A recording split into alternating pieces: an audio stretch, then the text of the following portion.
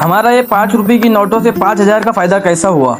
Hello दोस्तों, स्वागत है आपका हमारे एक और न्यू मिनी ब्लॉग में। तो हमें जाना था सोयाबीन की खरीदी करने को खेड़े गांव की तरफ। सबसे पहले घर से निकल के हम पहुंच जाते हैं मंगरुलपीर, और मंगरुलपीर में डीजल भरवाने के बाद हम निकल जाते हैं कारंजी की तरफ। और कारंजी से 10 किलोमीटर आगे जाने के बाद हम खेड़े गाँव में पहुंच जाते हैं। ऑटो एक साइड में खड़ा करने के बाद हम निकल जाते हैं आवाज मारने के लिए। कुछ देर धंधा करने के बाद हमारे पास हो चुके थे 3 कट्टे। फिर एक किराना दुकान में दिख जाती है हमें चोकोबार, और हम भी 2 खरीद लेते हैं। फिर चोकोबार खाने के बाद हम निकल जाते हैं दूसरे गांव के लिए। ये रहा हमारे साथ वाला।